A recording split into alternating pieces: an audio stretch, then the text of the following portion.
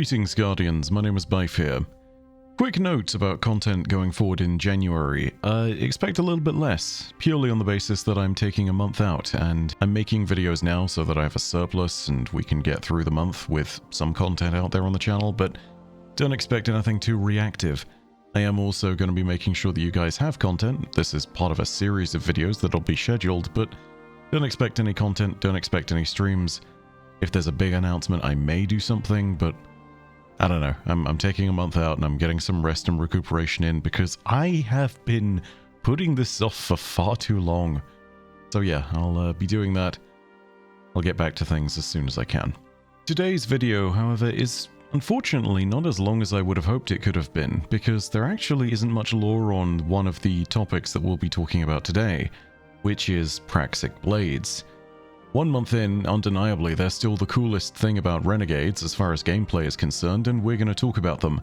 But alas, there isn't much on the construction of Praxic Blades. Of course, there isn't an abundance to say, in part because I think the mythology of Destiny's own Praxic Blades isn't going to be going anywhere too fast. This is just speculation, but I imagine that anything touching the Praxic Blades needs to go through Lucasfilm. Yeah, they probably also don't want one of their most iconic weapons being co-opted into another franchise quite like that.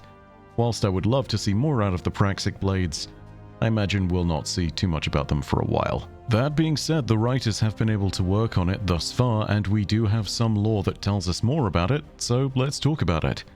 I'm also going to be supplementing a little lore from the Star Wars equivalent of lightsabers for context and comparison. The first thing one should know about a Praxic Blade is that it's a weapon that is specifically only wielded by high-ranking Praxics.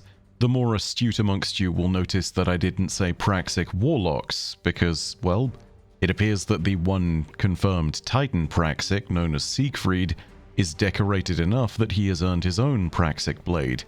His blade is blue, by the way. That's very appropriate given he's a Titan. Blue is the color in Star Wars assigned to the lightsabers of Jedi Guardians, who are most concerned with the defense of the innocent. They focus more on the martial side of combat within the training of the Jedi Order. So yeah, it's very Titan. On the Destiny side of things though, if you do intend on becoming a high-ranking member of the Praxic Order, then that means you first need to become a member of the Praxic Order. And doing that involves a series of trials. In the case of our own Guardian, our trial was the purification of the Praxic Temple and having the flame at its heart accept both darkness and light. Arnor has more to say on the process, of course, in the Equilibrium dungeon quest. Take a listen. Good. Now bring the relic to the greatest source of darkness you can find. Integrate the powers inside it, and purge them of ill intent. You'll know it when you see it. Praxic Guardians are asked to prove our dedication before we join the Order, to undergo trials that will hone our edges. Each trial is unique, tailored to the Guardian. This is yours, Rookie. I can honestly say I can't imagine anyone else doing this. I died 13 times during my own trials. There was a coven of Dark Guardians practicing witchcraft in abandoned hive tunnels, painting over their runes, forging weapons of sorrow. Not dredgens, but aspirants to the hive. I thought for a minute, for an hour, that I would meet my final end there. But they burnt away in my solar light, and I didn't. There's a lesson for you. The trials that each Praxic must undertake are different, as Arnor stated. And this makes some sense because there's another parallel here to Star Wars too.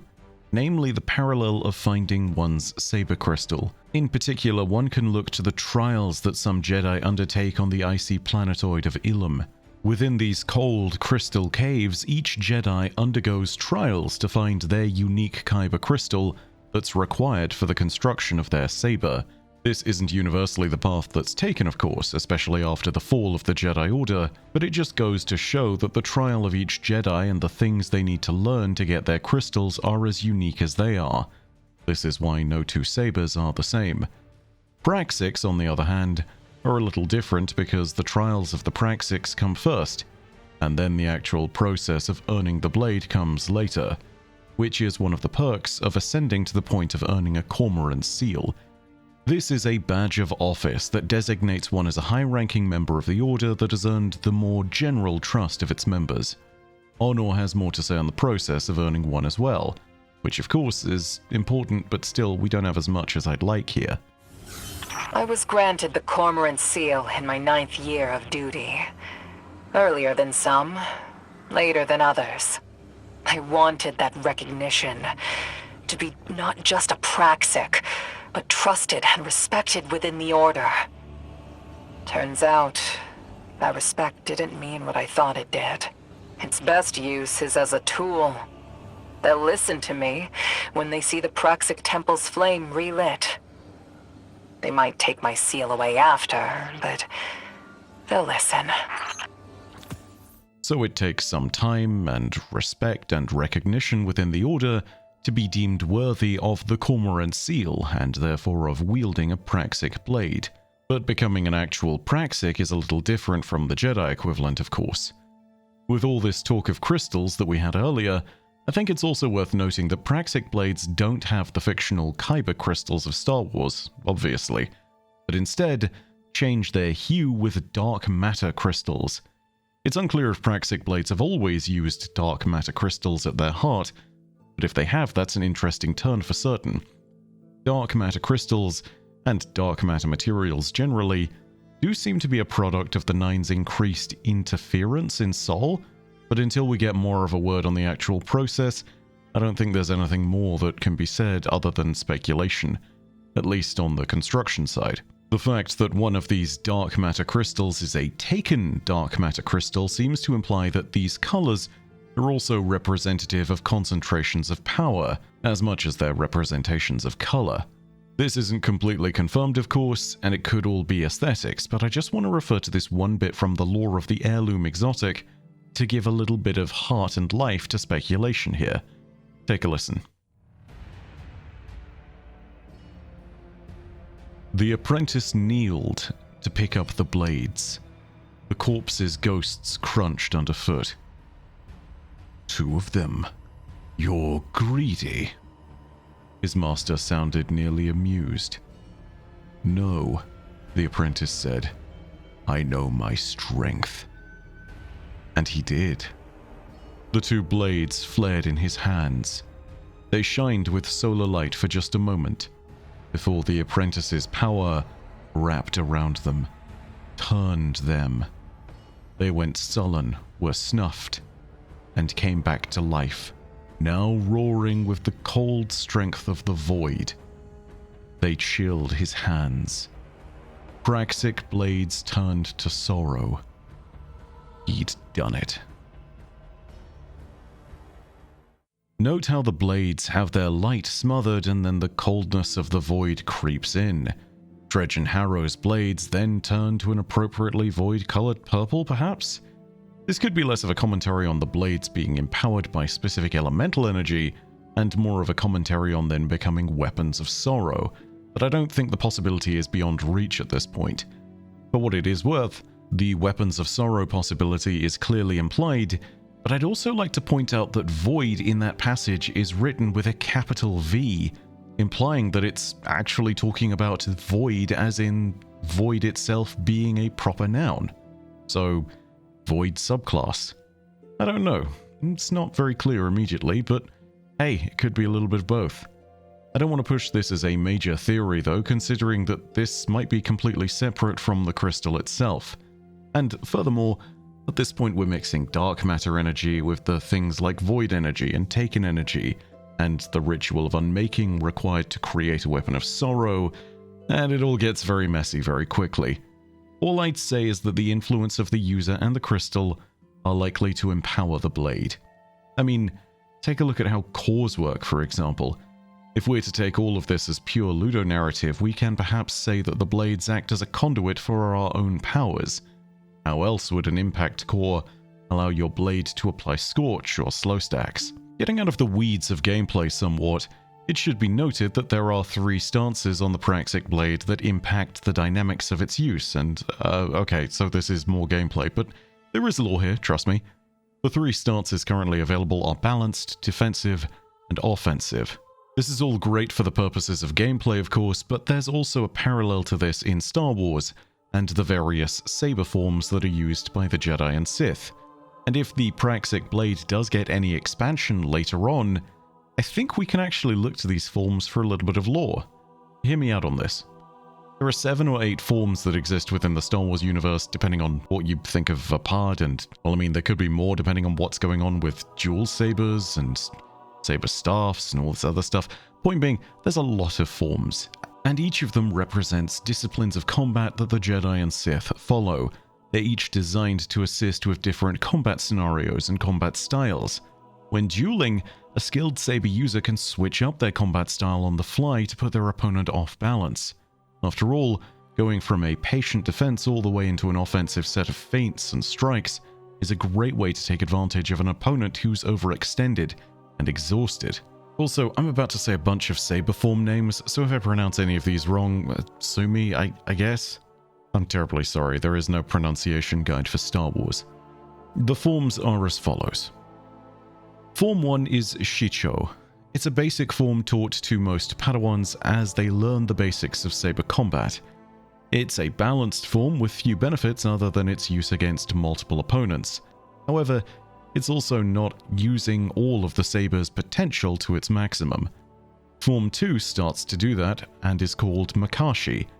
It's focused on quick strikes and elegant flourishes, and it excels in single combat versus other saber users, but typically is not very useful in combat against multiple opponents or ranged combatants.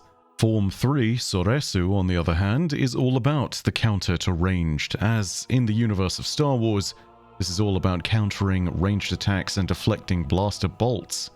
It's applicable in defensive situations in melee as well.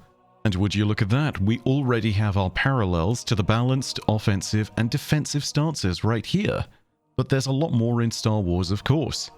Form 4 is known as Ataru, which is the core opposite of Soresu, because it sacrifices more defensive focus for a fast-moving aggressive style that's often weaving in acrobatics to reposition oneself.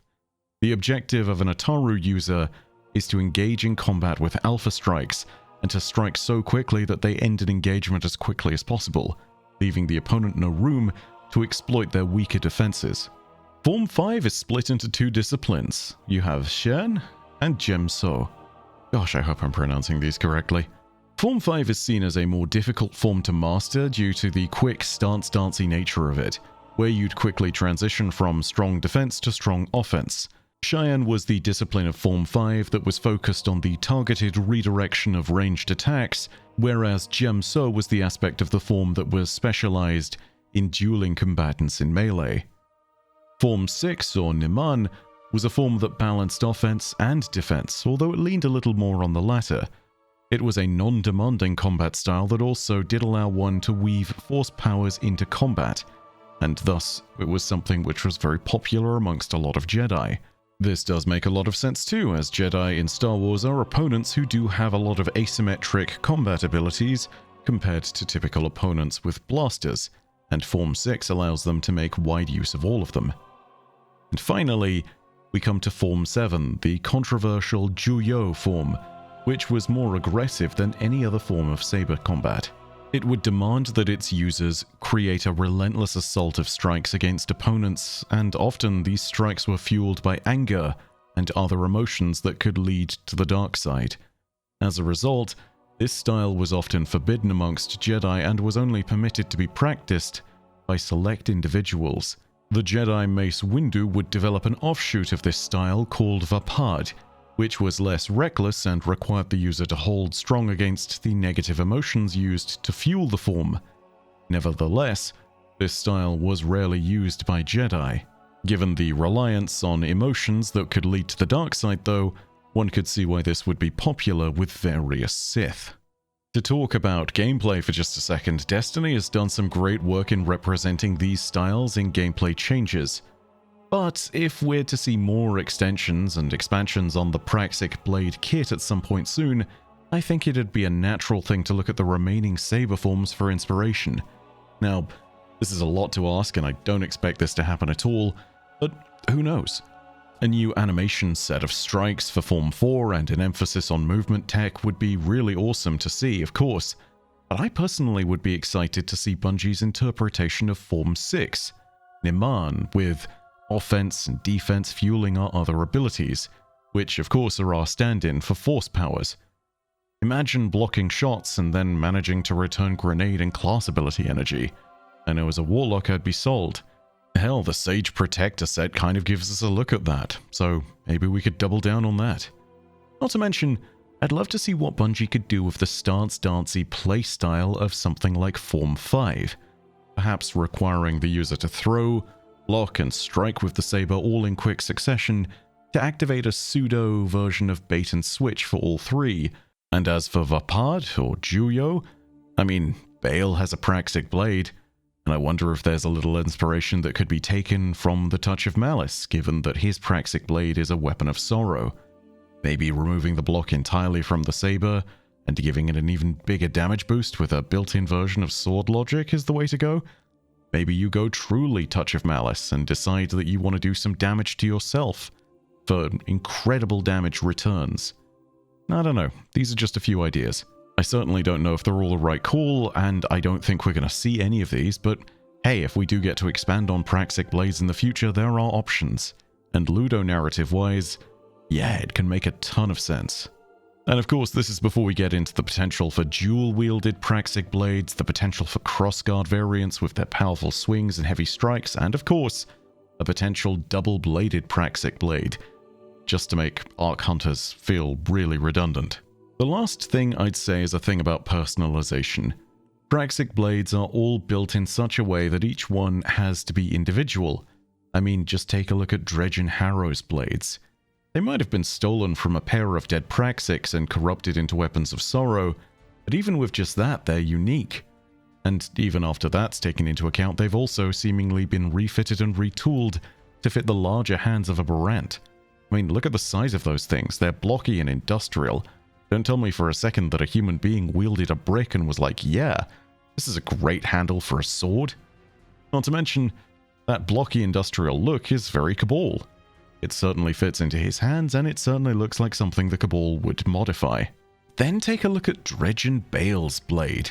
It's much more obviously inspired by weapons of sorrow in the vein of traditional thorns. It's got all those crazy sharp edges, which, yeah, I mean, something edgy definitely matches Bale's personality pretty well. And on the flip side, look at Arnor. It's a plain, utilitarian, no-nonsense piece of equipment that she uses. It's not flashy or ornamental, but Arnor doesn't need it to be those things. Her power is one that doesn't need ostentatious fittings or a fancy frame. It's a power that's hidden until she reveals her blade. This is even more fitting given that her work requires her to uphold justice, and at times she needs to be subtle in her work, if subtlety is at all possible. Subterfuge is one of Arnor's consistent skills, and so the reality is, a flashy Praxic blade that's easily identifiable doesn't fit her. Something a little bit more plain and understated is actually a lot more in keeping with her design. This is also my point where I sit there and present a little weakness and ask Bungie to add more customization options for the Praxic blade to the game. It's already a hit, and getting some more stuff through quests would be yet more fantastic stuff to chase. The lore behind these blades is probably not going to expand, but man, they're just so cool. Ah, I love this so much. Anyway, kudos to Bungie for creating this. Very fun. That being said, if you enjoyed the video, go ahead and leave a like. And leave your own thoughts down below in the comments section. Remember to hit subscribe and the bell next to subscribe to turn on those email notifications. But as per usual, know that your viewership as always has been quite enough for me. And that in the meantime, my name is Bife. Urodacia ad Astra. I'll see you, Starside.